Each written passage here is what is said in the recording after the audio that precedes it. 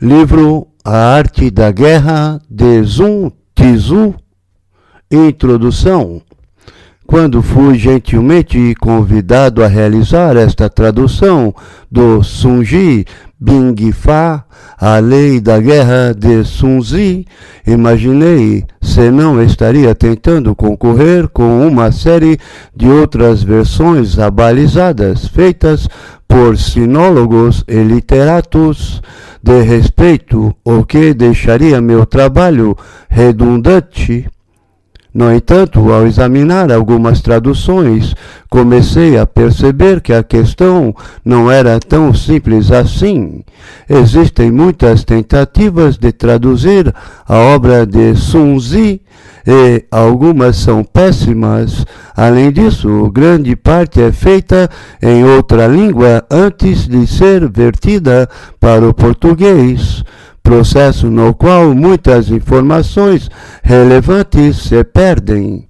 Por conta disso, comecei a notar que seria de grande valia realizar uma tradução desse texto diretamente para o nosso idioma, adaptando o que fosse necessário para uma melhor compreensão dele.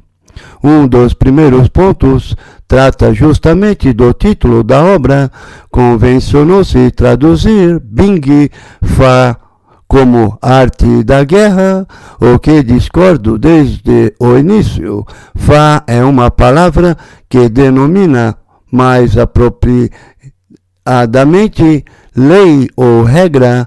Ela é dura, fixa e acopla seu sentido à questão da guerra. Bing. A inspiração para traduzir Fa como arte veio dos manuais homônimos ocidentais, como o Arte da Guerra de Clausewitz. Com o tempo, a convenção e as modas prevaleceram sobre a razão e o cuidado na tradução. A tendência em fazer versões estilizadas de Lei da Guerra foi sempre uma maldição para este livro. O padre Amiotti fez a sua em 1772, com uma linguagem rebuscada que poderia transformar o livro quase num romance. Lionel Gilles, em 1910, fez sua versão, na qual dá uma tradução exata de alguns termos que mesmo os chineses têm dificuldade de explicar, mas a que popularizou o texto, pasmem, foi a de James Clavell, autor de romances como Shogun e Taipan, o que nos dá um indicativo de como a obra tem sido analisada até então. No entanto, o texto de Sun Tzu é redescoberto de tempos em tempos. Recentemente, ele foi adotado como manual de estratégia por empresários de todo o mundo. Foi muito lido pelos melhores generais da atualidade e, como vocês verão, algumas partes do livro parecem ser perfeitamente aplicáveis às guerras recentes que temos testemunhado. Na academia, estuda-se a possibilidade de Sun Tzu ter sido um pensador tão importante na China antiga quanto foram Confúcio ou Laozi. O que apresento agora, portanto, é minha versão de Lei da Guerra de Sun Tzu. Os critérios adotados para realizá-la serão descritos adiante, bem como algumas informações pertinentes para entender o contexto histórico da obra. Espero que sua leitura seja gratificante, tanto quanto os antigos legaram seus escritos para que as gerações futuras pudessem compreender seus pensamentos. André Bueno, 2009. Do chinês para o português. mesmo sendo um dos textos mais traduzidos para línguas ocidentais. A Lei da Guerra carece, estranhamente, de uma tradução direta para o português.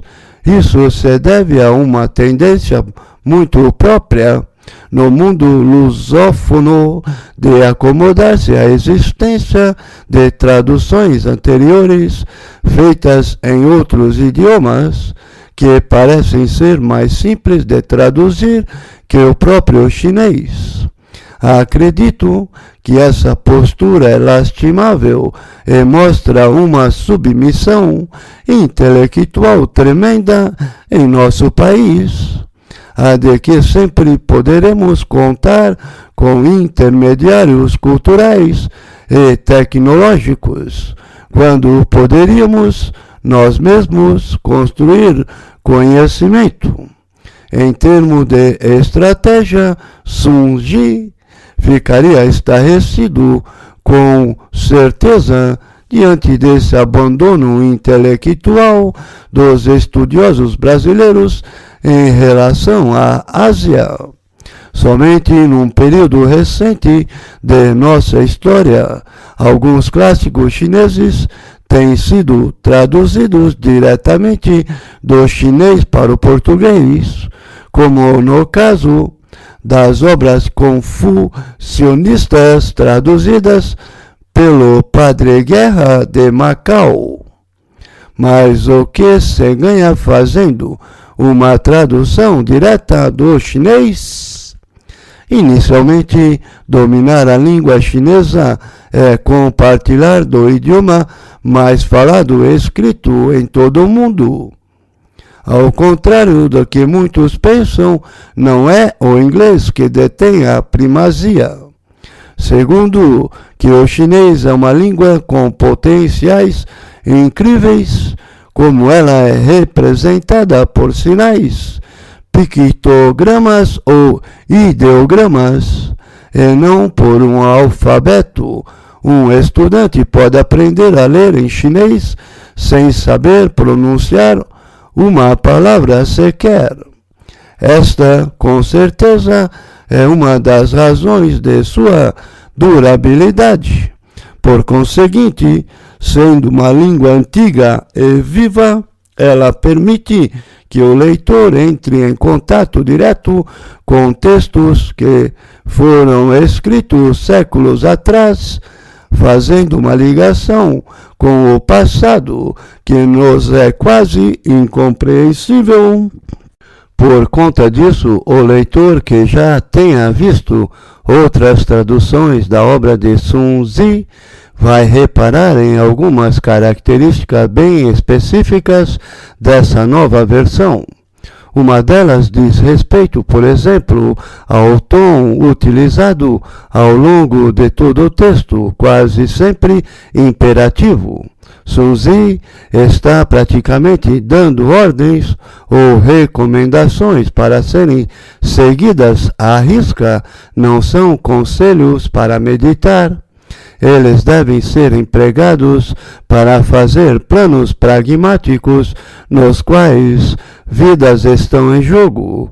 Eis a razão pela qual, como citei logo no início, optei por traduzir Fá por lei e não arte. O que há aqui é um método tecnicamente racionado após uma observação profunda sobre a realidade das operações de combate.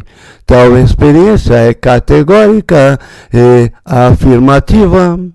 Do mesmo modo, dispensei nesta tradução o uso de um português arcaico, como se nos tempos antigos as pessoas somente se comunicassem por uma linguagem culta e erudita, muito comum nas versões que incluem o vós sois, desejais ou pensais, etc. Isso não faz a mínima diferença para o chinês clássico do qual estamos traduzindo, que em sua natureza era simples, direto, sintético e elegante. Seria, no mínimo, curioso imaginar que os chineses usariam essas expressões rebuscadas apenas porque elas são antigas. Lembremos que a gramática dos tempos clássicos é mais simples do que a de hoje. Por essas razões, creio que o uso de uma linguagem franca e direta é bem mais fiel aos princípios gerais da obra. No mais, deve-se perceber que em muitos momentos o texto se torna repetitivo, utilizando uma mesma fórmula, como, por exemplo, quando alguém faz, quando alguém vem, ou a isto se chama, existem 5 coisas, etc. Essa era uma forma usual dos pensadores chineses criarem um texto esquemático que pode ser memorizado mais facilmente. Tal como outros filósofos da época, Sun Tzu empregou esses recursos várias vezes ao longo do livro. E se notará que, de fato, eles ajudam na apreensão do conteúdo proposto. O mesmo pode ser dito também sobre a forma como Sun Tzu constrói as frases e períodos ao longo do texto. Essa estrutura simples e direta é própria dos textos chineses antigos e visa ser curta e objetiva, tornando o texto uma sequência lógica de máximas, comandos ou frases pequenas de rápida absorção. Quem ler, por exemplo, os textos de Confúcio, tal como o Lunyu Diálogos, perceberá que era bastante comum a construção de textos rápidos e sucintos, capazes de exprimir, em poucas palavras, um sentido completo.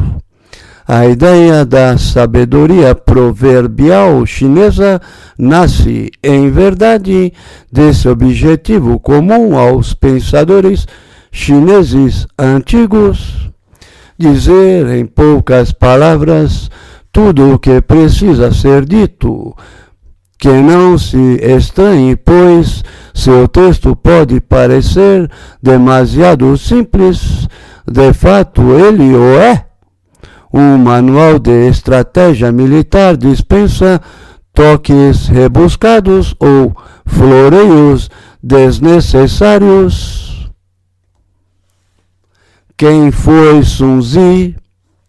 A única biografia de que dispomos de Sun Tzu, presente nos registros históricos Shiji de Sima Qian, não informa quase nada sobre sua história. As datas usuais para a época em que teria vivido, em torno do século VI a.C., não são aceitas nem mesmo pelos comentaristas chineses, que preferem acreditar que ele teria vivido, se existiu, 2 a 3 séculos depois. Nesse contexto, é preciso compreender a produção de Lei da Guerra para inferir sobre a possível existência de Sun Tzu.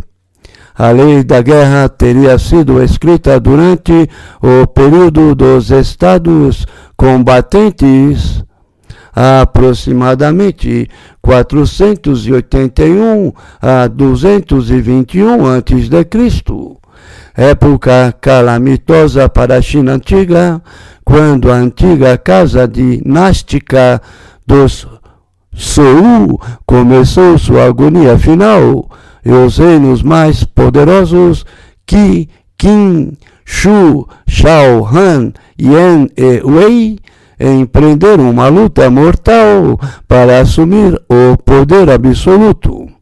a guerra vinha sofrendo uma mudança drástica em seu perfil. Nos séculos anteriores, combates cavalheirescos e batalhas com poucas mortes eram comuns. No entanto, o objetivo da guerra, o domínio do território, a submissão do inimigo, eram transformados em promessas de fidelidade, em contratos de cessão administrativa, ou ainda na conquista efêmera de territórios que em breve voltavam a ser objeto de disputas intermináveis. As regras da guerra tradicional não valiam mais para os objetivos em jogo. Uma famosa passagem na literatura confucionista, presente em Anais das Primaveras e Outonos, Xunkyu, ilustra bem esse problema. Numa determinada ocasião, o Duque de Song foi dar combate às tropas de Shu e chegou ao local da batalha antes. Nesse momento, as forças de Shu atravessam um rio e estavam em posição totalmente desvantajosa. Mesmo tendo a oportunidade de atacar, o Duque de Song resolveu esperar que as forças de Shu saíssem da água e se alinhassem, pois atacá-los de outro modo não seria nobre nem cavalheiresco. O resultado, as tropas de Song foram vencidas, o duque ferido e os oficiais liquidados. Essa passagem foi motivo de controvérsia entre os comentadores e moralistas da época. Como pode uma pessoa nobre ser derrotada pelo ardil? Como alguém de espírito superior poderia ser vencido pelas circunstâncias? O Tratado de Sun Tzu veio dar uma resposta para esses problemas. Em seu entendimento, a estratégia seria um meio pelo qual se conquista o poder, e tendo o poder, se conseguiria fazer tanto o certo quanto o errado. No entanto, nada pode ser feito se a reação não for apropriada, ou, como disse Edmund Burke, o mal só prevalece porque os bons não fazem nada. Sendo assim, o texto demonstra claramente a mudança de mentalidade acerca dos conflitos militares, e esse processo se inicia justamente no tempo dos estados combatentes, o que tornaria um tanto complicada a existência de Sun Tzu em um período anterior. Além disso, algumas passagens do livro mostram claramente incorporações de termos que só existem depois do século IV a.C., tal como besta, por exemplo, arma que surge ao longo do período de conflito e inexistente no século VI e V a.C., o que aponta a possibilidade do texto ser tardio. As 100 escolas de pensamento. Uma marca fundamental do período dos estados combatentes foi o aparecimento de várias escolas filosóficas que tinham por objetivo auxiliar a sociedade a encontrar uma solução para esses conflitos. Esse longo período histórico foi conhecido como época das 100 escolas de pensamento e tem suas raízes no século VI antes de Cristo. A importância de saber um pouco mais sobre essas escolas nos ajuda a compreender a construção do texto de Sun Tzu. Nele estão presentes diversos conceitos defendidos pelos mais variados pensadores da época, demonstrando que a Lei da Guerra seria um texto resultante da síntese de várias leituras diferentes. As principais linhas filosóficas desse período foram o confucionismo, o daoísmo, o moísmo e o legismo. Muitas outras poderiam ser citadas, mas nos cabe aqui citar aquelas que objetivamente parecem ter alguma relação com a lei da guerra. O confucionismo e o daoísmo seriam as mais antigas de todas, tendo surgido antes mesmo do período dos estados combatentes, em torno do século VI a.C. O moísmo e o legismo teriam surgido depois como formas de radicalização do processo de discussão intelectual da época. Todas essas escolas buscavam, no entanto, um Dao, ou Tao, numa grafia mais popular, que pudesse pôr novamente o mundo em ordem. A palavra Dao não tem uma tradução exata, mas pode ser chamada apropriadamente de caminho, via ou mesmo método. Assim, os confucionistas propuseram um caminho baseado na educação e no humanismo, resgatando o mundo por meio da busca pela sabedoria. Os que se chamaram daoístas afirmavam que o Dao seria um só, a natureza original, e defendiam um desprendimento da sociedade mundana. Os moístas pregavam uma destruição da cultura de elite e a formação de uma espécie de comunismo primitivo, cujos alicerces seriam as sociedades camponesas. Por fim, os legistas acreditavam que a reordenação do mundo só poderia ser feita em novas bases, tais como a abolição do passado e a promulgação de leis reguladoras da realidade. Essa última escola, em especial, será de nosso interesse particular. Os legistas foram muito bem sucedidos em seus propósitos, assessorando o estado de Qin, conseguindo reunificar a China no século III a.C. e criando a dinastia homônima, famosa pelos guerreiros de terracota de Xi'an, a Grande Muralha e os crimes terríveis de seu regime despótico.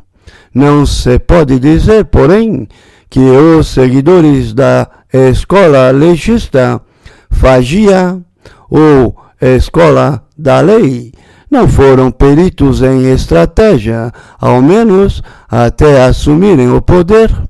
A questão é que, em vários momentos do livro de Sun Tzu, algumas das propostas legistas aparecem nitidamente, tais como o sistema de punição e recompensa, a insistência constante na ordenação por regras ou leis, o propósito da vitória, a primazia da guerra nas relações exteriores, etc., Quem ler os autores legistas, tais como Shang Yang e Han Feizi, encontrará nitidamente a defesa desses conceitos.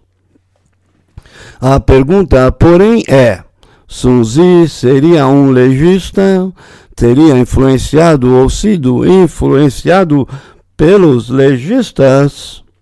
Creio que qualquer uma dessas respostas seria uma aposta arriscada, mas é bem provável que Sun Tzu fosse um leitor de todas elas, com preferência pelos legistas.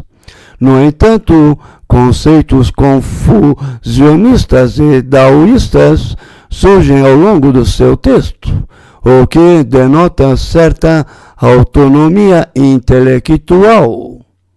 Devemos notar, contudo, que os capítulos de Sun Tzu parecem se contradizer em alguns momentos. O mesmo Sun Tzu que diz, por exemplo, para não colocar os soldados em risco, é aquele que, no final do livro, diz que estes devem ser expostos ao perigo para lutarem ferozmente. A busca de uma coerência interna no texto pode nos levar a justificar algumas dessas contradições como especificidades de uma determinada situação ou caso. Mas, sabendo que o texto final em chinês de que hoje dispomos vem de uma versão oficial escrita no início do século XVIII e recheada de comentários, não seria impossível admitir que Sun Tzu seria uma figura fictícia, encobrindo sutilmente os especialistas militares dos tempos antigos que o redigiram. Isso faz todo sentido, já que o próprio livro o propõe. Houve uma escola dos estrategistas?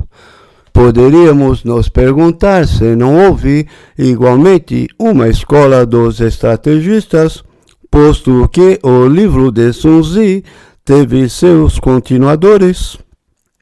Para fazer tal afirmação, precisaríamos entender qual seria o caminho Dao proposto por Sun Tzu, coisa que, com efeito, não ocorre no livro. No primeiro capítulo, uma citação breve nos permite supor que possa ser qualquer um, desde que bem empregado. No entanto, Sun Tzu defende a estratégia e a eficácia como conceitos fundamentais na efetivação de qualquer um desses caminhos.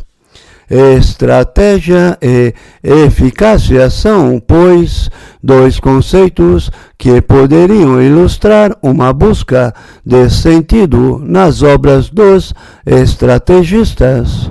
Foi o sinólogo François Julien, em sua obra Tratado da Eficácia, 1997, que apontou para a necessidade permanente em qualquer discurso filosófico chinês de que este se apresente como uma fórmula eficaz e efetiva de aplicação e resolução de problemas. Caso contrário, ele estará fadado ao desaparecimento. E do que trata o livro de Sun Tzu, senão justamente da vitória na guerra? A analogia poderia ser aplicada à vida comum. Desde sua época até os dias de hoje, a obra foi vastamente comentada, principalmente durante a época dos Três Reinos, 220 a 580 depois de Cristo, na dinastia Tang, 618 a 907 e na dinastia Song, 960, 1279. Recentemente descobriu-se também o texto de um suposto descendente de Sun Tzu, chamado Zumbi, que resolveu escrever sua própria Lei da Guerra, mas muito ainda está para ser aproveitado e estudado em relação à obra de Sun Tzu, que está longe de se esgotar. Seguem-se então os 13 capítulos originais do Sun Tzu Bing Fa para uma apreciação direta do leitor sobre esta obra fundamental. Capítulo 1. Avaliações. A guerra é de vital importância para a nação. Sun Tzu disse: a guerra é de vital importância para a nação. É o domínio da vida ou da morte, o caminho para a sobrevivência ou a destruição. É necessário avaliá-la corretamente. Existem 5 coisas que devemos conhecer para prever o desfecho de uma guerra. Primeiro, o caminho. Segundo, o tempo. Terceiro, o terreno. Quarto, a liderança. E quinto, as regras. Primeiro, caminho. O caminho significa aquilo que faz com que o povo esteja em harmonia com seu governante, seguindo onde for, sem temer o perigo, a vida ou a morte. Segundo, tempo. O tempo significa o yin e o yang, a mudança das estações. Terceiro, terreno. O terreno significa as distâncias, a facilidade do movimento, os espaços abertos ou fechados e a possibilidade de sobreviver. Quarto, liderança. A liderança deve conter sabedoria, sinceridade, humanismo, coragem e disciplina. Quinto, regras. As regras significam organização, hierarquia e o aprovisionamento regular. Essas 5 coisas devem ser conhecidas por cada general. Quem as sabe vence, quem não sabe perde. Ao planejar, devemos também pensar em 7 fatores fundamentais, pesando-os com cuidado. 1. Qual governante segue o caminho? 2. Qual o líder mais talentoso? 3.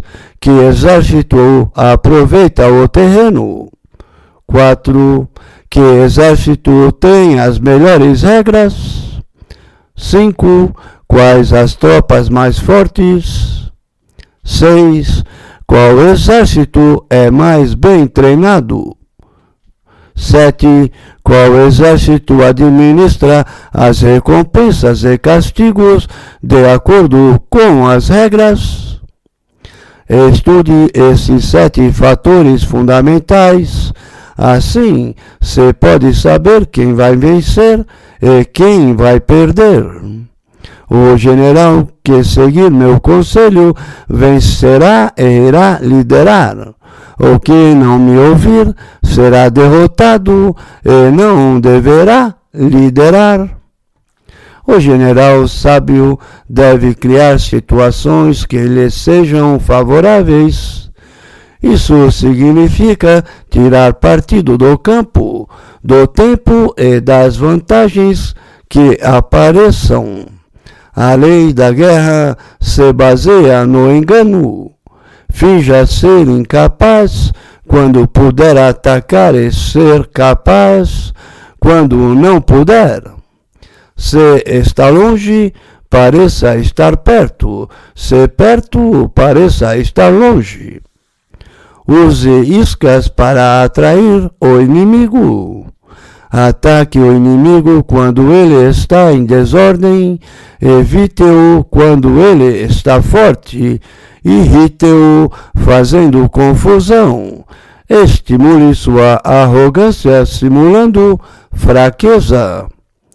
Se as tropas inimigas estão em ordem, tente bagunçá-las. Se estão unidas, semeie a discórdia. Ataque-as quando não estiverem preparadas. Apareça repentinamente. Esses são os meios seguros para a vitória. Se as avaliações indicam a vitória, é porque foram feitas de modo apropriado e mostram que suas forças são maiores que do inimigo.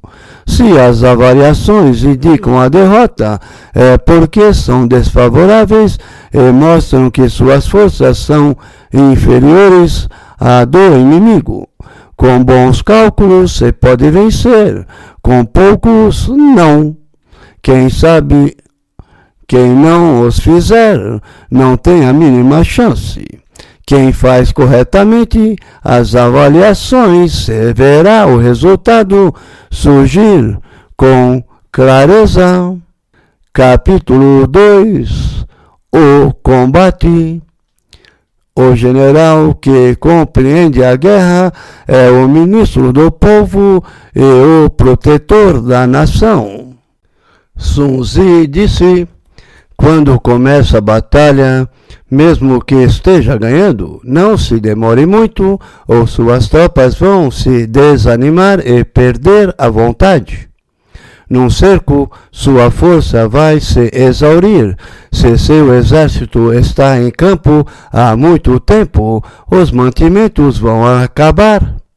Se as tropas estão cansadas, suas armas gastas, seus mantimentos escassos e a vontade se foi, a intriga, o motim e as más influências dos inimigos vão se manifestar em breve. Mesmo os bons conselheiros não poderão resolver isso, nem fazer planos para o futuro. Por essas razões, já ouvimos falar de guerras rápidas, torpes e eficazes, mas nunca de uma guerra longa que fosse inteligente. Nunca houve guerra longa que fosse benéfica para qualquer um dos reinos envolvidos.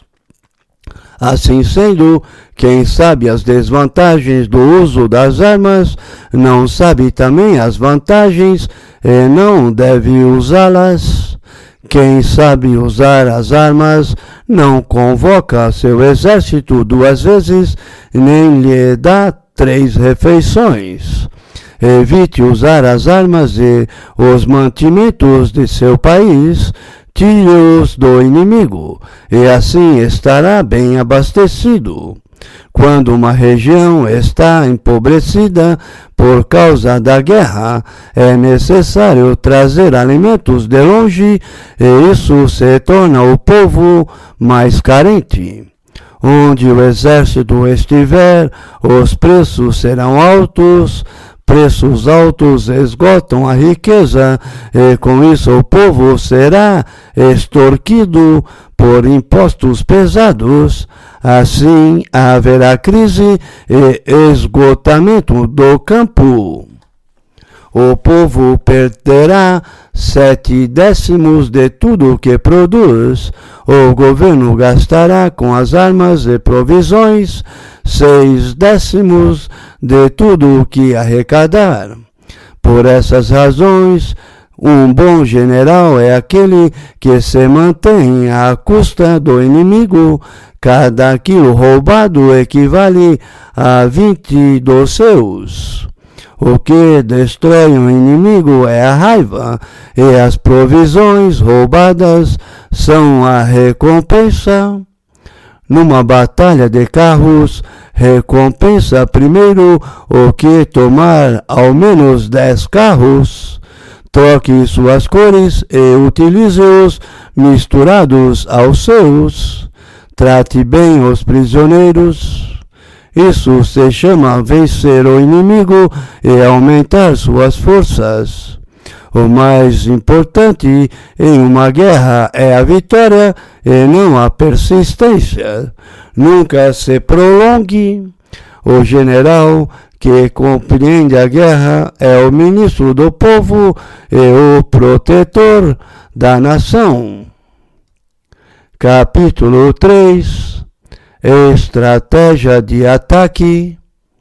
A habilidade suprema não consiste em ganhar sem batalhas, mas sim em vencer o inimigo sem combater. Como regra geral, é melhor conservar um inimigo intacto do que destruí-lo. Destruir um país o leva à ruína e diminui o seu valor.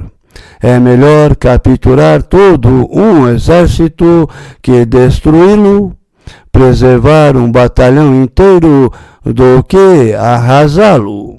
A habilidade suprema não consiste em ganhar sem batalhas, mas sim em vencer o inimigo sem combater. Numa guerra, portanto, é fundamental destruir os planos do inimigo. Depois, destrua suas alianças. Enfim, ataque suas tropas. Numa guerra, a pior estratégia é sitiar uma cidade. Os equipamentos para atacá-la demoram 3 meses para serem preparados. Outros 3 meses são necessários para construir os pontos de cerco. Quem ataca com pressa ou fúria, sem estar preparado, vai perder 1/3 de seus soldados. Isso será uma calamidade. O verdadeiro mestre da guerra domina um exército sem lutar, conquista uma cidade sem cercá-la, derruba um estado sem se demorar muito. A verdadeira lei da guerra consiste em conquistar tudo de modo intacto, sem esgotar as forças. Essa é a lei da estratégia de ataque.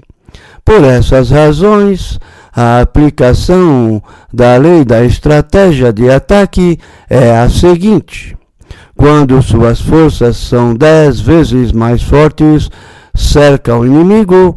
Quando são 5, ataca-o. Quando 2 vezes mais forte, divide-o. Se iguais, arrisque. Se são menores, retire-se. Se são bem inferiores, foge e evite-os. Um bando obstinado é sempre presa de um exército maior. O general é o defensor do seu reino. Um estado forte lhe dá poder, um fraco o põe na defensiva. Por isso, existem 3 maneiras pelas quais um governante leva o exército ao desastre. 1. Quando ordena que ele avance no momento de se retirar, ou quando ordena que se retire no momento de avançar. Isso se chama amarrar o exército. 2. Quando ignora assuntos militares, mas interfere neles, perturbando o seu desenrolar. 3. Quando se intromete na cadeia de comando, ignorando seus problemas e instaurando a incerteza entre os oficiais. O exército ficará confuso e inseguro. Os inimigos iniciarão suas intrigas. Isso se chama um exército confuso, dá a vitória ao inimigo.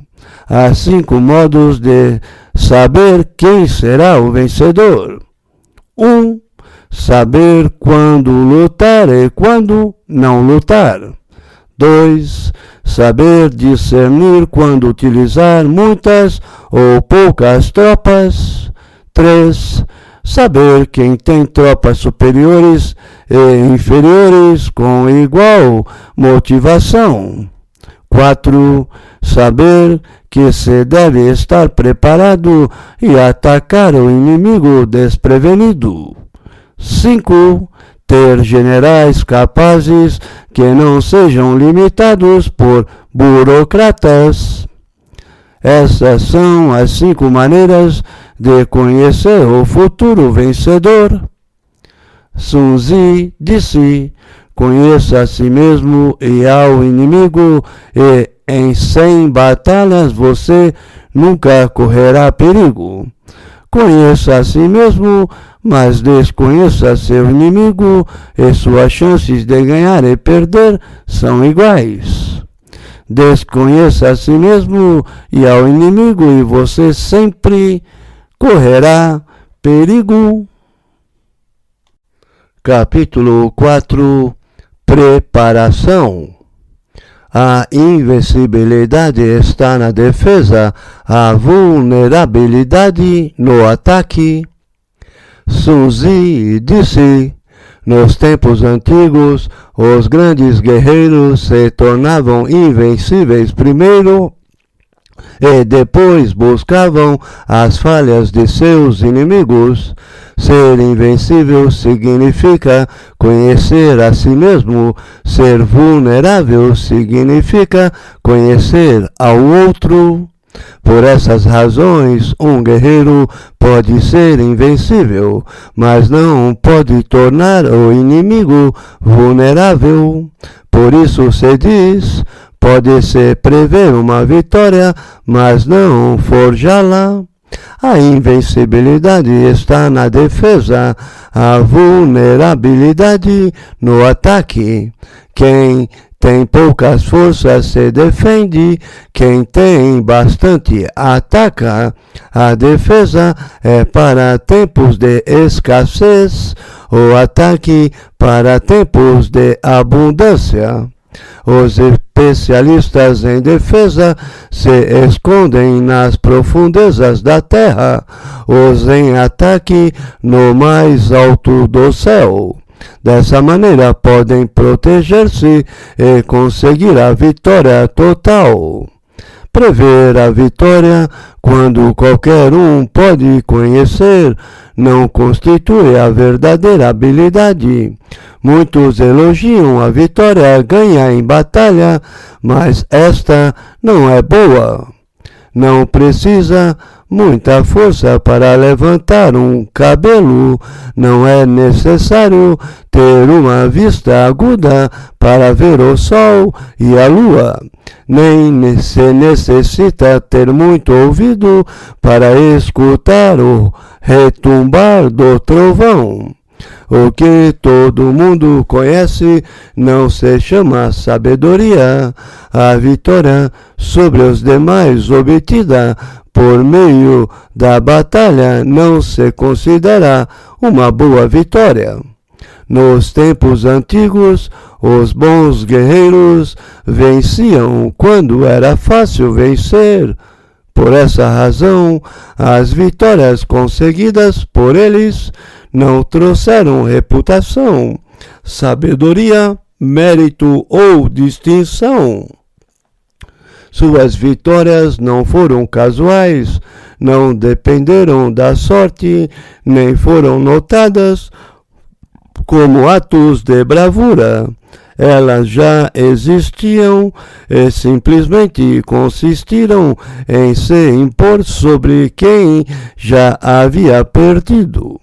O bom guerreiro toma posição onde não pode perder e atenta ao que leva o inimigo à derrota. Um exército vitorioso ganha primeiro e luta depois. Um perdedor luta primeiro e tenta obter a vitória depois. O que são hábeis com armas cultivam o caminho e observam as leis. Assim, podem se impor sobre a corrupção. As regras da lei da guerra são 5: mensuração das coisas, avaliação, cálculo, comparação e vitória. As mensurações das coisas dão lugar às avaliações, estas aos cálculos. Da comparação dos cálculos se antevê a possibilidade de vitória. Um exército vitorioso é como um peso de quilos comprado a 1 grão. Um exército derrotado como 1 grão comparado a quilos. Aquele que vence leva seu povo à guerra como uma torrente de água, segue em meio de um abismo profundo. Tudo é questão de preparação. Capítulo 5. Propensão. Governar sobre muitos é o mesmo que sobre poucos.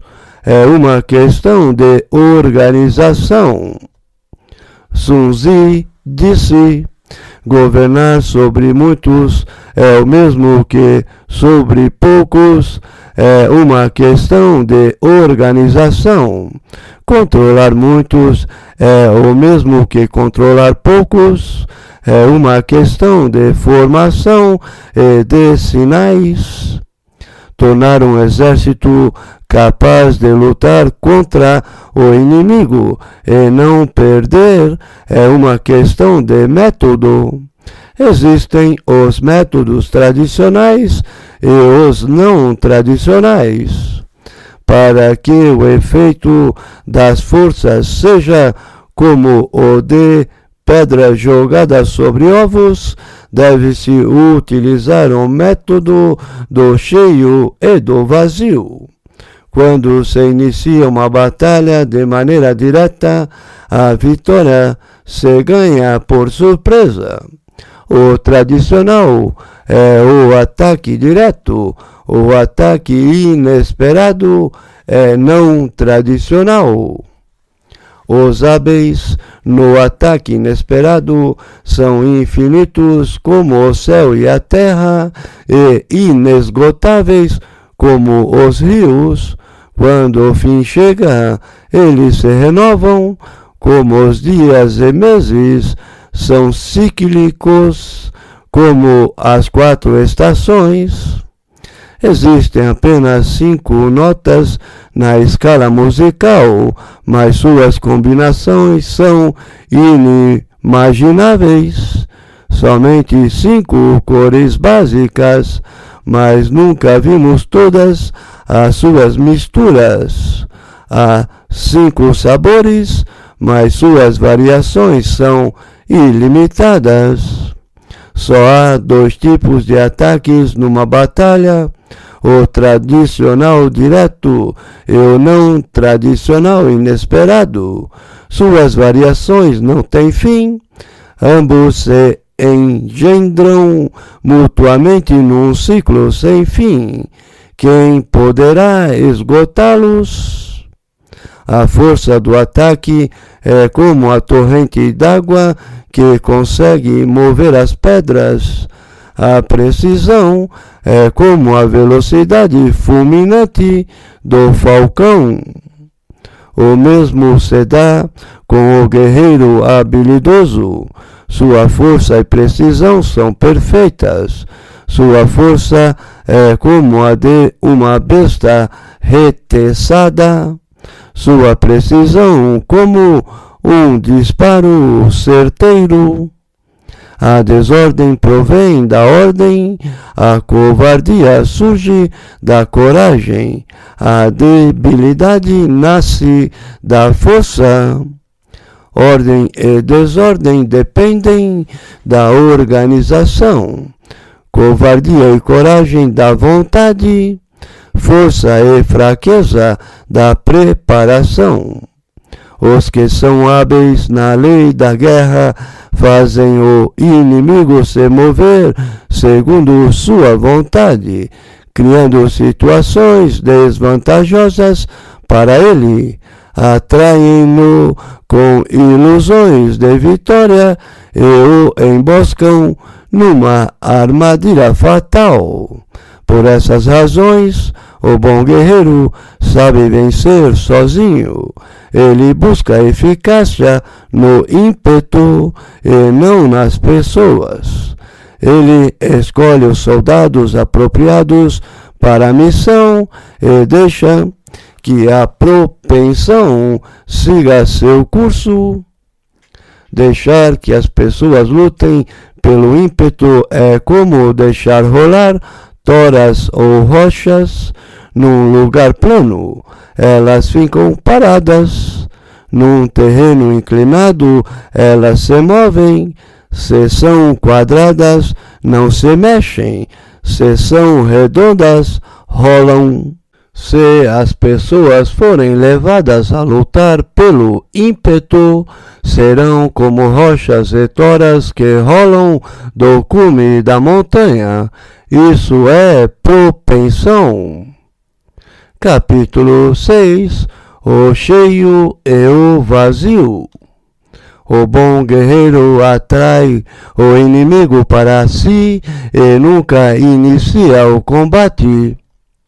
Sun Tzu disse: os que chegam primeiro ao campo de batalha e esperam o adversário estão em posição vantajosa. Os que chegam por último e iniciam a luta terminam esgotados. O bom guerreiro atrai o inimigo para si e nunca inicia o combate. O inimigo é atraído pela oportunidade e se afasta diante do perigo. Quando o inimigo estiver à vontade, incomode-o. Quando bem alimentado, deixe-o com fome. Quando descansado, faça-o se mover. Apareça de modo inesperado, atice-o constantemente. Para percorrer 1000 li sem cansaço, vá por lugares desabitados. Para tomar o que se ataca, ataque onde não há defesa. Para se defender, defenda-se onde o inimigo não parece atacar. Por essas razões, os inimigos não sabem se defender dos especialistas em ataque, nem sabem como atacar os especialistas em defesa. Seja extremamente sutil, mesmo invisível, seja misterioso, inaudível e atue de modo a controlar o destino do inimigo sem ser percebido. Ataque suas brechas, retire-se velozmente. Quando for atacar, mesmo que o inimigo esteja bem estabelecido, faça-o em lugares onde ele será forçado a se defender. Pode-se evitar uma batalha simplesmente traçando uma linha no chão. O inimigo será guiado para o caminho errado. Induza o inimigo a mostrar a formação dele e oculte a sua. Você estará concentrado e ele dividido. Quando estiver concentrado e ele dividido, ataque uma de suas partes, aproveitando a vantagem numérica. O inimigo não deve saber onde você está. Ele irá preparar vários pontos de vigia, dispersando suas forças. Assim é possível atacar esses pontos sempre em superioridade numérica. Se fortalecerem a vanguarda, a retaguarda estará exposta. Se fortalecerem a retaguarda, a frente ficará exposta. Se fortalecerem a ala direita, a esquerda ficará fraca. Se fortalecerem a esquerda, a direita enfraquecerá também. Por fim, se o inimigo se preparar em todos os lados, ficará fraco em todos também. Quem tem poucos consigo deve ficar preparado para se defender. Quem tem muitos fará o inimigo se preparar adequadamente. Quem sabe onde e quando será a batalha, poderá marchar 1000 li e chegar ao campo em segurança. Quem não sabe onde ou quando será a batalha, verá sua ala esquerda perder a direita incapaz de salvar a esquerda, a vanguarda perder a retaguarda e a retaguarda não poderá apoiar a vanguarda, mesmo que a distância seja pouca. Mesmo que seus homens sejam numerosos, se não se conhece onde e quando se dará a batalha, como se pode esperar vencer? Por isso se diz, uma vitória pode ser construída. Mesmo que o inimigo seja numeroso, pode-se evitar o embate. Descubra a estratégia do inimigo, agite-o, incite-o à ação para descobrir seus padrões de movimento. Induza-o a mostrar sua formação de batalha. Atice-o para descobrir suas fraquezas e forças. A perfeição de um exército ocorre quando ele simplesmente parece não existir e sua forma é incompreensível. Os espiões não o entenderão e os estrategistas não poderão fazer planos contra ele. De acordo com as formas se fazem os planos de batalha, mas as pessoas não entendem isso. As pessoas conhecem as formas das vitórias, mas não o modo pelo qual elas são conquistadas. A vitória na guerra não se repete, ela se adapta e varia sempre. Tal como a água procura as profundezas e evita os cumes, um exército ataca o vazio e evita o cheio. A água se move de acordo com a terra, um exército se movimenta de acordo com o inimigo. A água não tem forma constante, um exército também não. Por essas razões, pode-se dizer que quem alcança a vitória, se adaptando às circunstâncias, é alguém genial. Dos 5 agentes, nenhum predomina, nenhuma das 4 estações dura para sempre. Os dias são às vezes longos, às vezes curtos, a lua nasce e mingua. Capítulo 7. Manobras. A guerra se baseia no engano, se faz pelo ganho e se adapta pela divisão e combinação. Sun Tzu disse: a regra geral é de que um exército é mobilizado quando um governante convoca o general para uma missão. Ele recebe suas ordens, reúne as tropas e as mobiliza no quartel. Nada é mais difícil do que o combate armado. A lei das manobras consiste em dominar as distâncias e transformar os problemas em vantagens. Deve-se enganar o inimigo com vantagens ilusórias para que ele se demore a chegar.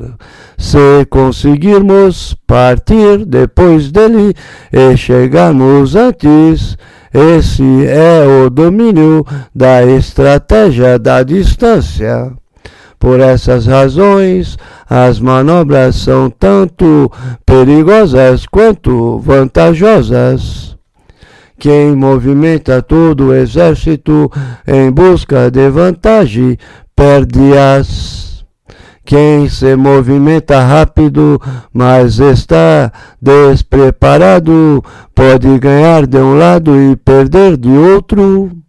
A mobilização rápida que faz com que as tropas marchem dia e noite sem parar, por 100 li de distância, verá seus comandantes serem aprisionados. Somente os soldados fortes chegarão a tempo. Os fracos virão depois e esgotados. Somente 1/10 de todos estará pronto realmente para combater. A mobilização rápida que faz com que as tropas marchem dia e noite sem parar, por 50 li de distância, verá o chefe da vanguarda cair, e somente metade do exército chegará. Quase o mesmo se dará se a distância for de 30 li, somente 2/3 chegarão. Um exército sem armas, provisões, alimentos e dinheiro não sobreviverá. Quem desconhece os planos dos inimigos não pode fazer alianças seguras. Quem desconhece as montanhas e as florestas, os desfiladeiros e passos, os pântanos e os charcos, não conseguirá manobrar seu exército. Use guias locais ou perderá as vantagens do terreno. A guerra se baseia no engano, se faz pelo ganho e se adapta pela divisão e combinação. Em campanha, o exército deve ser rápido como o vento, marchar como uma floresta, ser voraz como o fogo e ser inamovível como a montanha. Deve ser insondável como a escuridão e seu movimento deve ser como o estrondo do trovão. Ao saquear as terras do inimigo, divida suas tropas para expandir seu território, divida os proveitos. Pondere a situação, depois mova-se. Aquele que domina a regra da distância e da proximidade vencerá. Esta é a lei das manobras. Afirma-se em O Livro da Ordem Militar. Não se ouvem as palavras durante as batalhas, por isso existem os tambores e os gongos. É difícil enxergar os outros, por isso existem as bandeiras e os estandartes. Tambores, gongos, bandeiras e estandartes servem para concentrar a atenção das tropas. Com elas, os corajosos não atacam sozinhos e nem os fracos fogem. Essa é a regra para dominar a tropa. Em batalhas noturnas, use muitas fogueiras e tambores. Em batalhas diurnas, use muitas bandeiras e estandartes. Desse modo, pode-se controlar a audição e a visão das tropas. Tire a energia do seu inimigo. Um comandante sem coragem acaba com o ânimo da tropa. A energia da manhã é intensa, a do meio-dia diminui, e da noite faz ter saudades do lar. Quem conhece a lei da guerra evita combater de manhã e prefere atacar ao meio-dia ou à noite. Isso é o controle das energias. Utilize a ordem para enfrentar a desordem. Utilize a calma para enfrentar os agitados. Isso é o controle do coração. Aguarde o inimigo cansado que vem de longe e fatigado. Na comodidade, esteja saciado enquanto ele está faminto. Isso é controlar a força. Evite o confronto com fileiras sólidas. Não ataque uma tropa aguerrida e disciplinada. Isso é o controle das circunstâncias. Regra fundamental: não ataque de frente para uma colina, nem se defenda de costas para um monte. Se ele foge, não o persiga. Não ataque suas tropas de elite.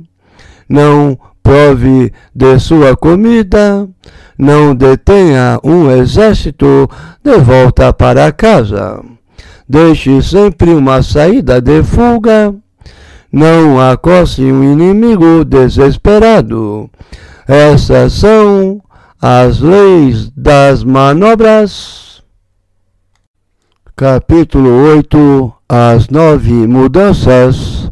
Por essas razões, o general sábio pondera, pesa o que há de favorável, de desfavorável e decide o que é mais acertado. Ao levar em conta o que é favorável, torna o plano executável. Ao levar em conta o que é desfavorável, soluciona as dificuldades. Sun Tzu disse: a regra geral para o início das operações militares consiste na convocação de um general pelo seu governante. 1. Não acampe em terreno baixo. 2. Seja diplomático na fronteira, faça aliados. 3. Não fique em terra ruim. 4. Em terra inóspita, planeje. 5. Em campo de morte, lute. 6. Algumas vias não devem ser percorridas. 7. Alguns exércitos não devem ser atacados. 8. Algumas cidades não devem ser sitiadas. 9. Alguns terrenos não devem ser disputados. Existem ordens vindas do soberano que não devem ser obedecidas. Os generais que conhecem as 9 mudanças sabem como empregar suas tropas. Se não souberem, não conseguirão tirar proveito nem do terreno, nem das vantagens. Sem conhecer as 9 mudanças, mesmo que conheçam suas tropas, nada de efetivo conseguirão alcançar.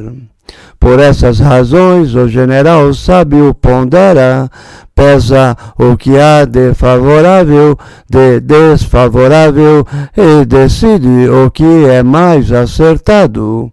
Ao levar em conta o que é favorável, torna o plano executável. Ao levar em conta o que é desfavorável, soluciona as dificuldades. O que se tira dos adversários é o dano. Mantenha-os ocupados com ação. Motive-os com benefícios. Mantenha-os sempre ocupados. Não suponha que o inimigo não virá. Esteja pronto para recebê-lo.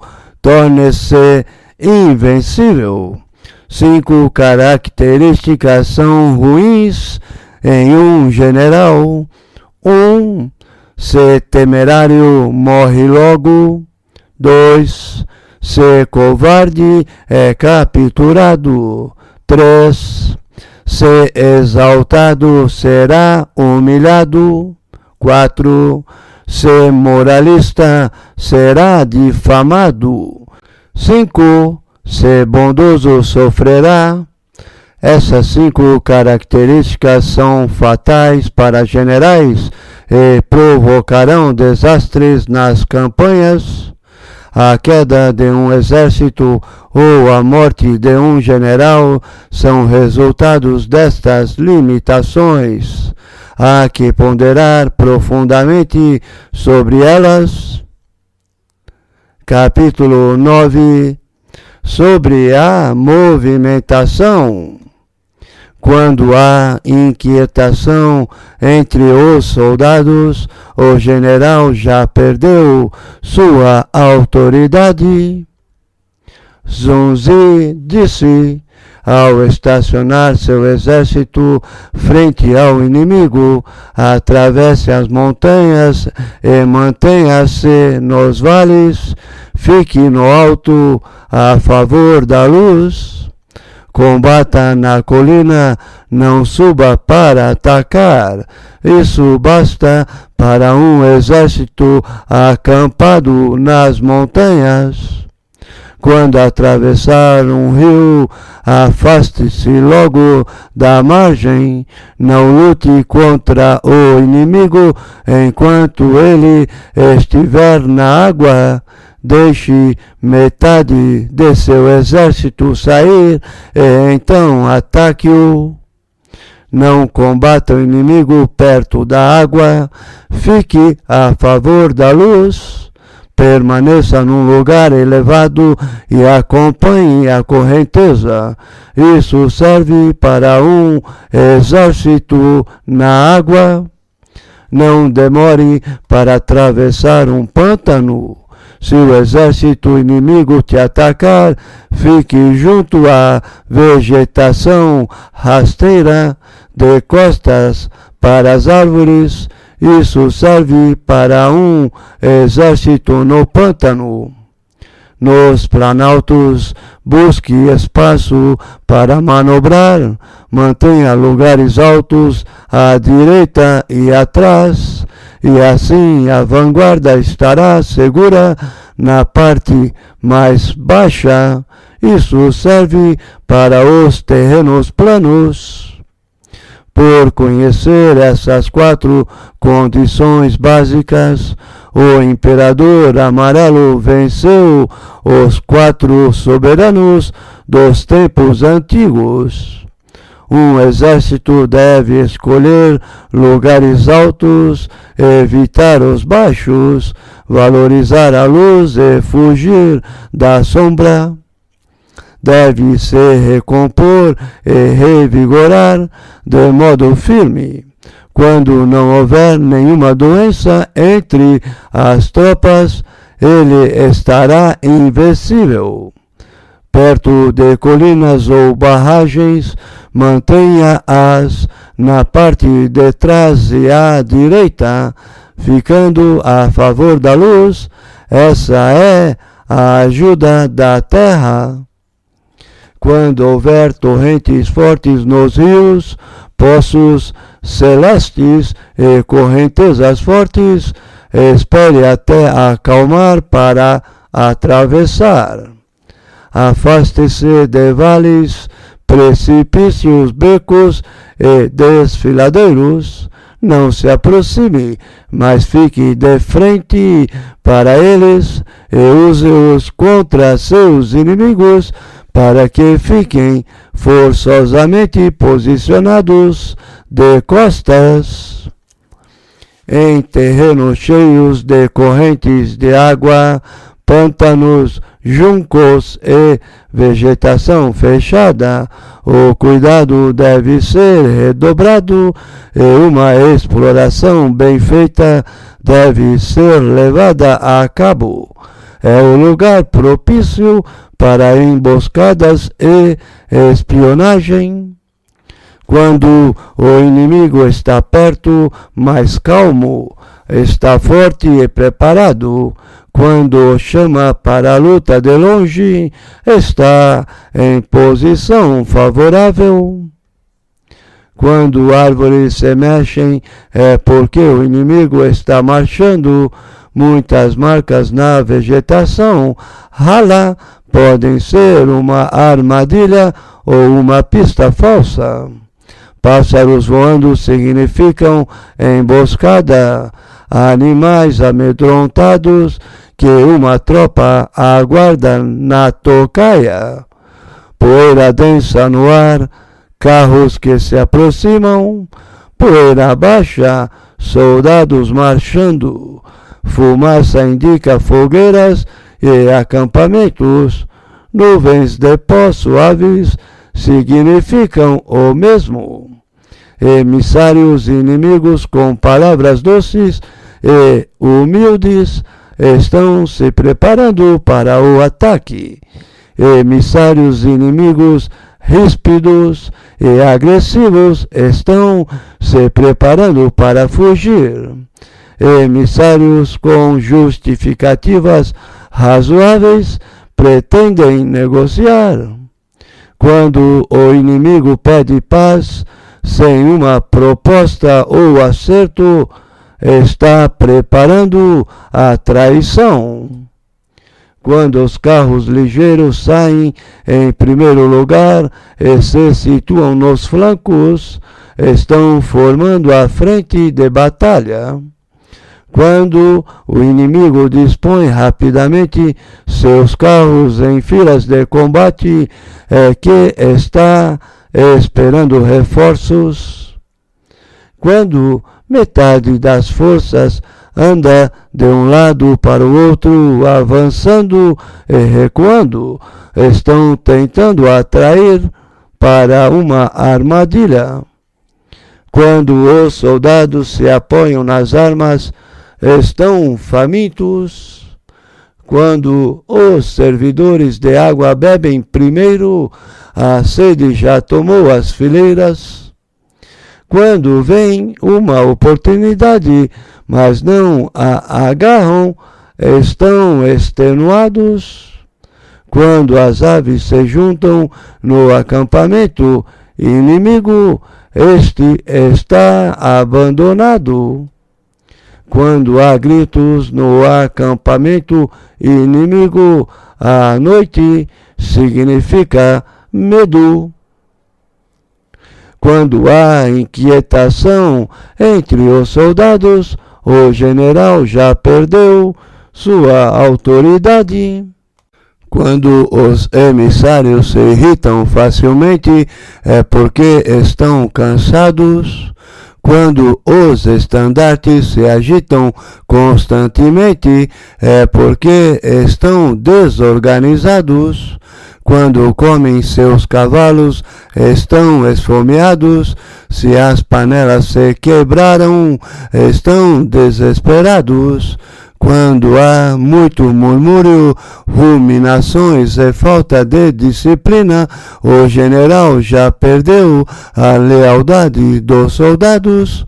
Quando se distribuem recompensas abundantes, significa que estão no limite das forças.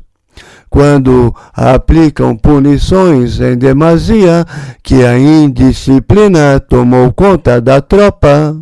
Agir de modo violento e depois se recolher com medo da tropa é o cúmulo da inaptidão.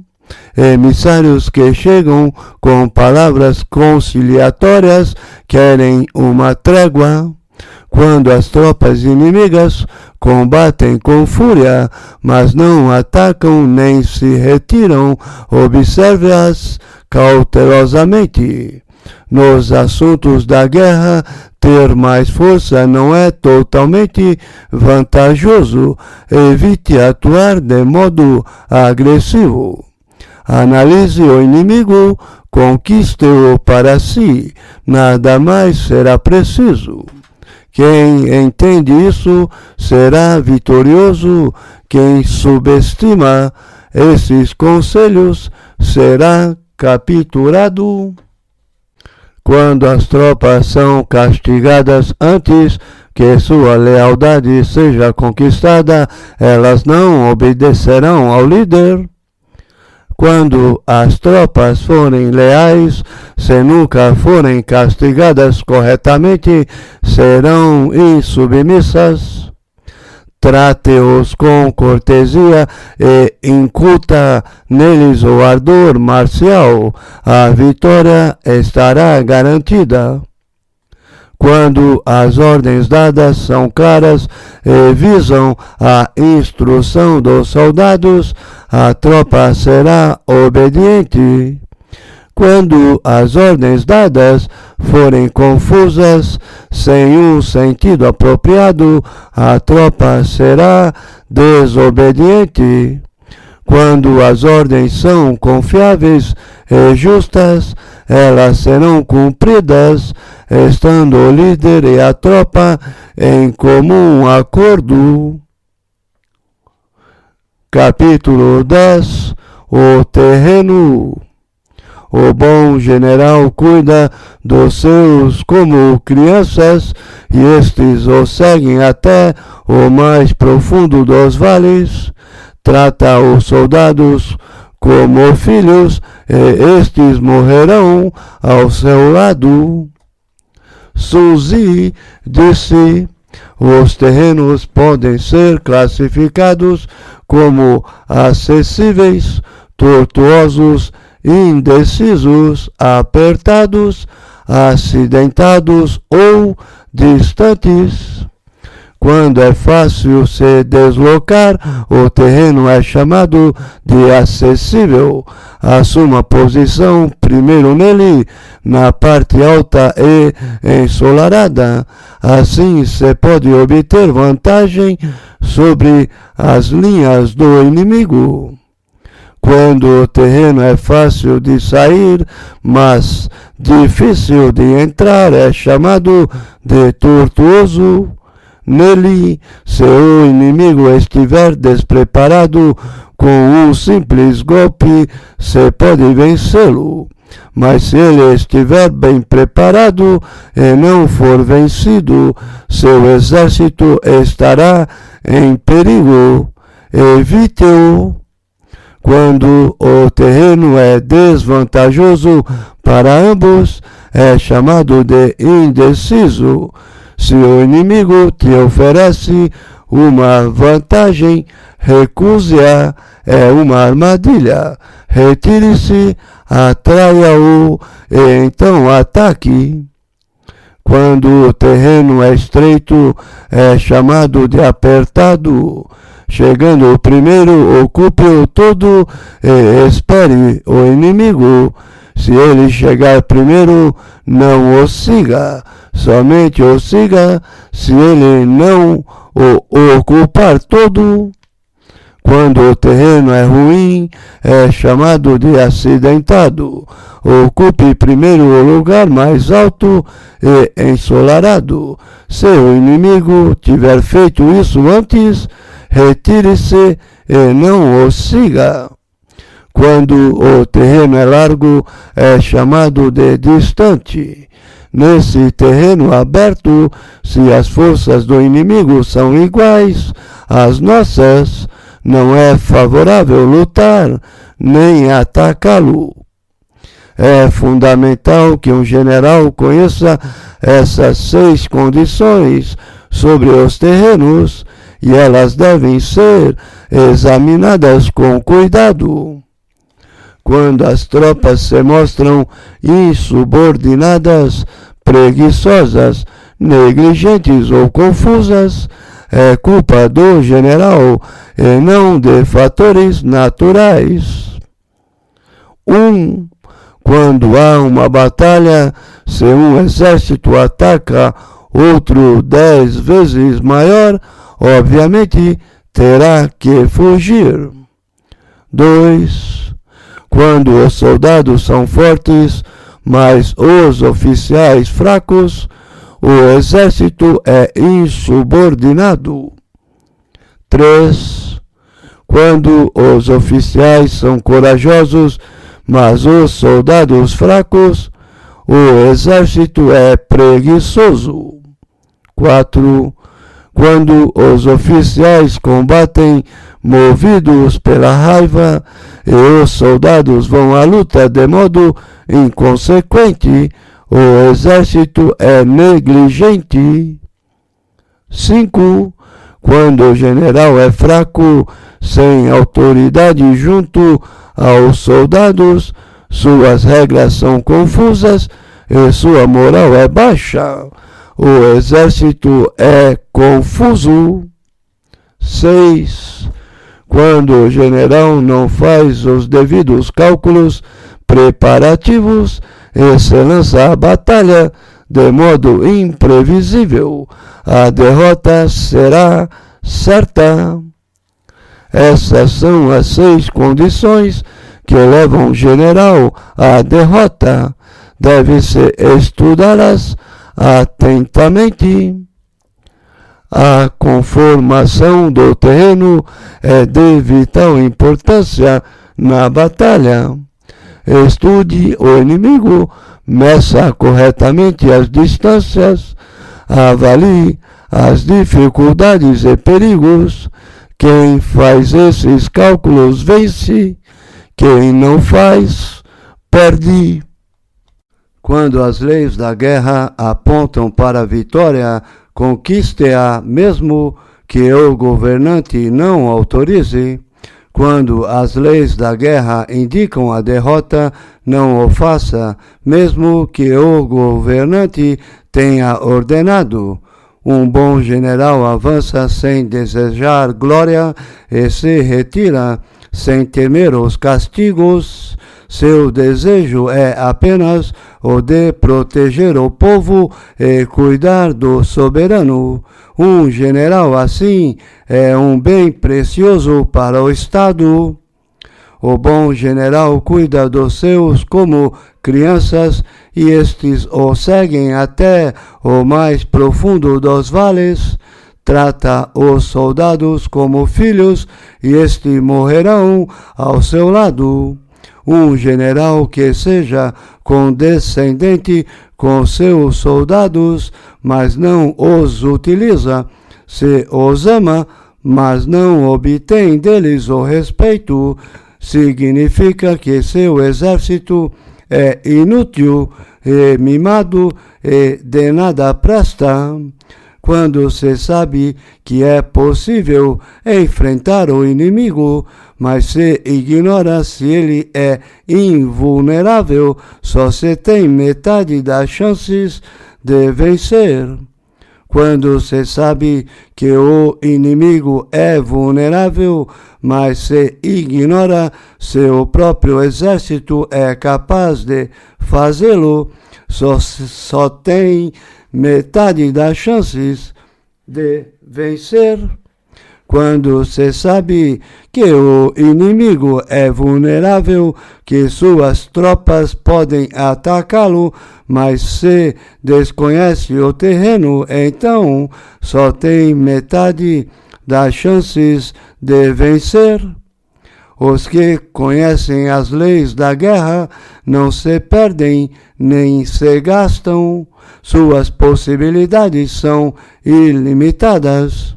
Quem conhece a si mesmo e conhece o inimigo pode garantir a vitória. Quem conhece o tempo e o terreno a alcançará de modo absoluto. Capítulo 11. os 9 territórios.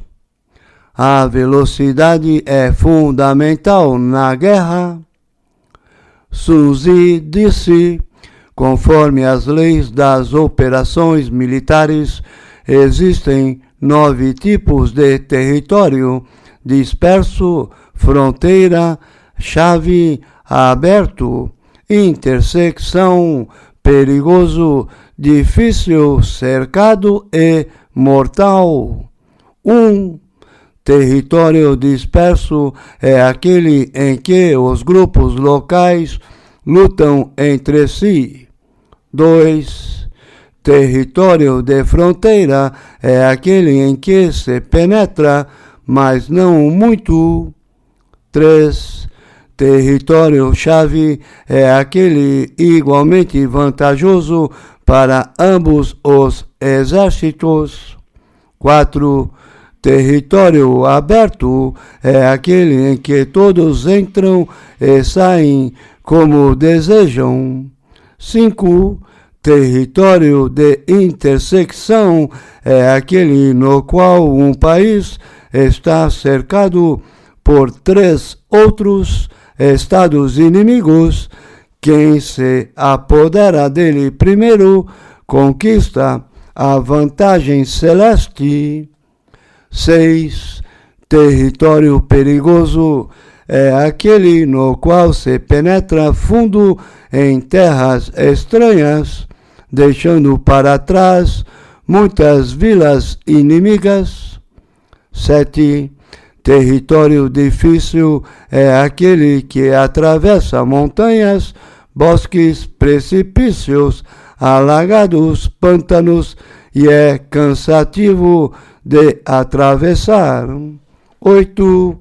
Território cercado é aquele apertado e sinuoso no qual uma pequena tropa inimiga pode atacar, mesmo estando em inferioridade. 9. Território mortal é aquele no qual um exército só sobrevive se lutar desesperadamente. Não lute em territórios dispersos. Não pare em territórios de fronteira. Não ataque um território-chave. Não interfira em território aberto. Em territórios de intersecção, faça alianças. Em território perigoso, saqueie. Em território difícil, seja rápido. Em territórios cercados, faça planos. Em territórios mortais, lute. Por essas razões, um bom general estuda atentamente os 9 tipos de territórios. Nos tempos antigos, aqueles que eram considerados bons estrategistas faziam com que o inimigo perdesse contato entre sua vanguarda e sua retaguarda. A confiança entre os grandes e os pequenos, a cooperação mútua, o entendimento entre oficiais e subalternos, atacavam quando era vantajoso, se retiravam quando não o era. Quando se faz a pergunta, um inimigo forte, poderoso e bem organizado está para me atacar, o que devo fazer? A resposta é: esconda o que eles desejam e então negocie.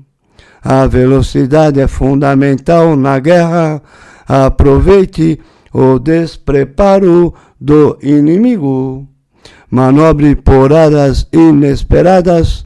Ataque de surpresa.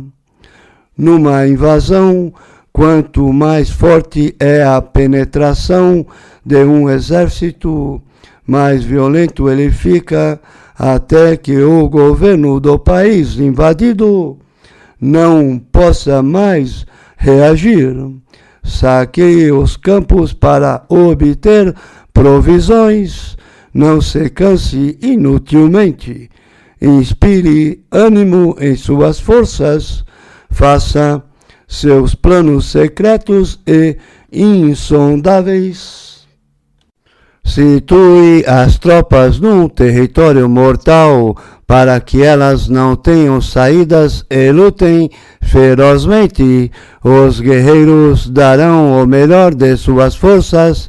Diante do inesperado, podem o impossível, não temerão o perigo e ficarão firmes. Sem opção, lutarão até a morte. Com um exército assim, poucas regras são necessárias. Não é necessário ordenar aos soldados que sejam vigilantes. O general tem o seu apoio sem pedir, tem sua dedicação sem a exigir, tem sua lealdade e amizade espontaneamente. Proíba os oráculos para não instaurar dúvida. Se os soldados não têm riquezas, não quer dizer que não as apreciam. Se desprezam a duração da vida, não quer dizer que não gostam dela. Quando recebem a ordem para marchar, choram de molhar as roupas. Mas no momento de perigo, sua coragem será igual à dos heróis Xuan Chu e Cao Gei.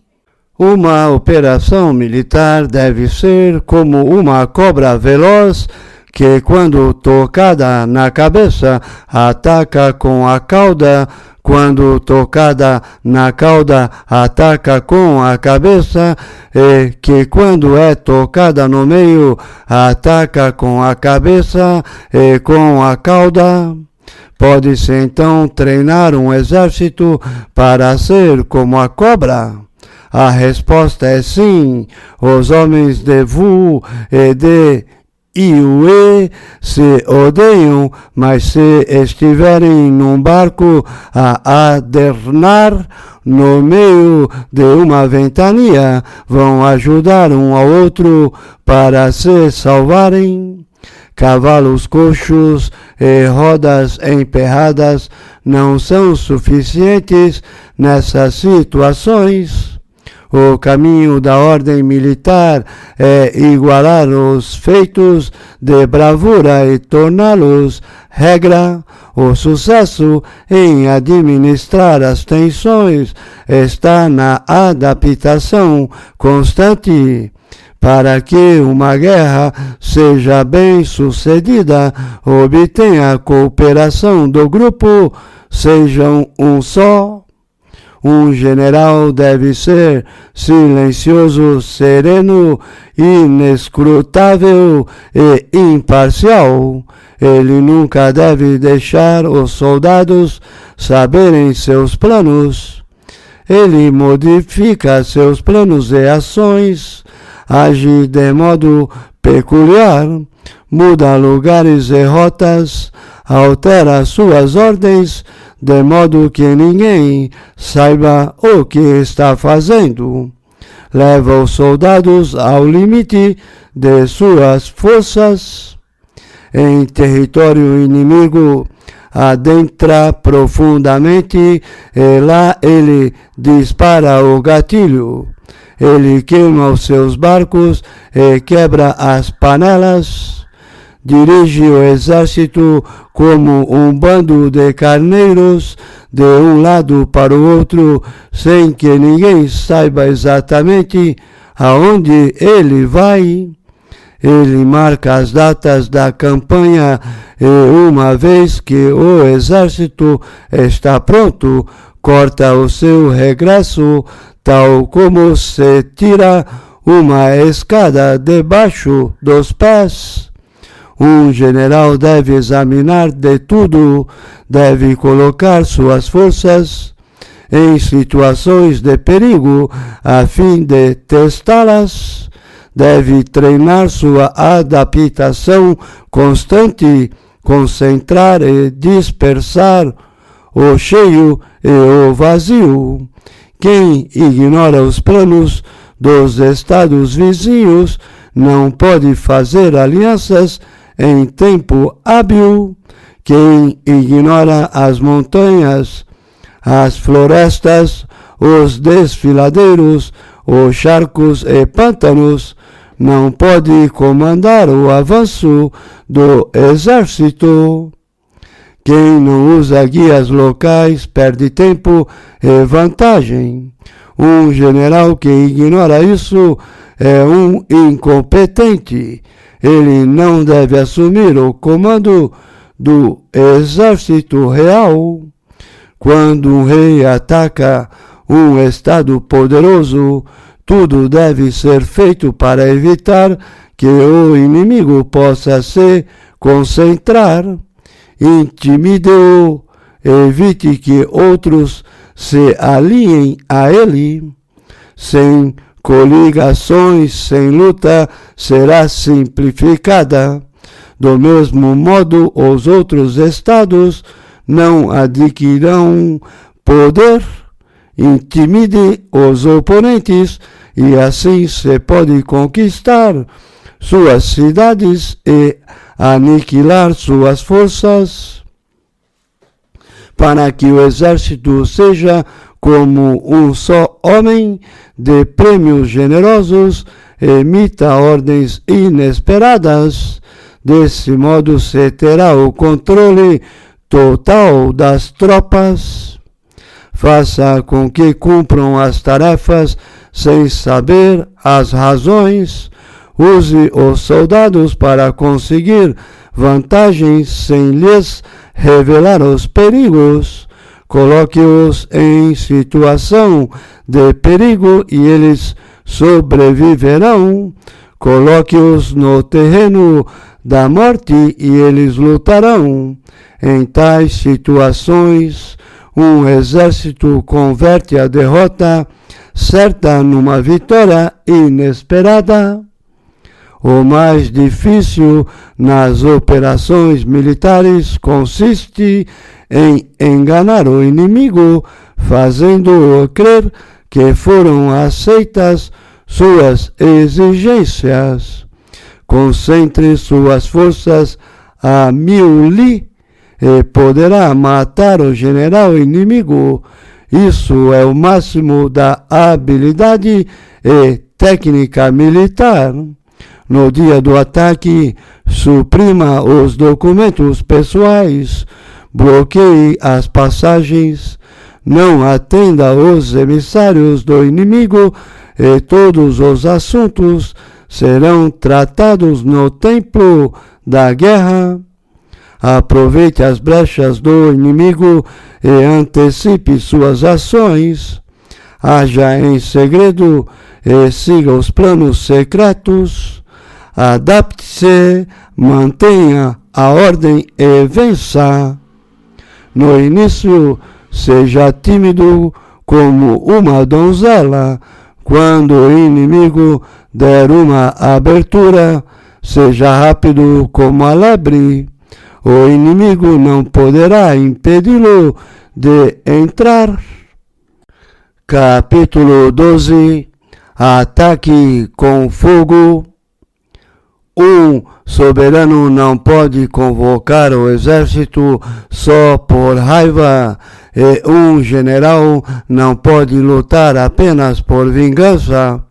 Uma pessoa com raiva pode recuperar a serenidade e o ressentido pode ser apaziguado, mas um estado arruinado não se recupera e os mortos não podem voltar à vida. Sun Tzu disse: existem 5 meios de atacar com fogo: queimar pessoas, provisões, equipamentos, arsenais e ataques incendiários. O uso do fogo deve ser manejado com cuidado. O equipamento para fazê-lo deve estar sempre à mão. Há dias apropriados para fazer fogo. É quando o clima está seco, o calor escaldante e os ventos fortes. É importante acompanhar o movimento do fogo. Quando ele irrompe no acampamento inimigo, inicie o ataque. Se tudo estiver calmo, porém, fique aguardando. Quando o fogo atingiu o máximo, avance. Se não puder fazê-lo, aguarde. Ateie fogo nas imediações do acampamento inimigo e não será necessário esperar o incêndio do lado de dentro. Se o fogo for ateado a favor do vento, não ataque contra o vento. Se o vento soprar durante o dia, cessará à noite. Deve-se conhecer os 5 meios de ataque com fogo e estar sempre vigilante com sua execução. Quem utiliza o fogo em seus ataques é inteligente. Quem utiliza as inundações é poderoso. A água pode isolar o inimigo, mas não destrói suas provisões e equipamentos. Vencer as batalhas, mas não aproveitar as vantagens advindas, se chama atraso dispendioso. Por isso se diz: bons governantes deliberam planos e bons generais os executam. Haja somente dentro dos interesses do Estado. Se não pode vencer, não lute. Se estiver em perigo, não lute. Um soberano não pode convocar o exército só por raiva, e um general não pode lutar apenas por vingança. Uma pessoa com raiva pode recuperar a serenidade e o ressentido pode ser apaziguado, mas um estado arruinado não se recupera e os mortos não podem voltar à vida. Por essas razões, o governante sábio é prudente e o bom general é ponderado. Assim o Estado ficará seguro e o exército ficará firme. Capítulo 13. O uso de espiões. Somente um soberano sábio e um general habilidoso são capazes de utilizar pessoas inteligentes como espiões e empregá-los, garantindo a realização de grandes feitos.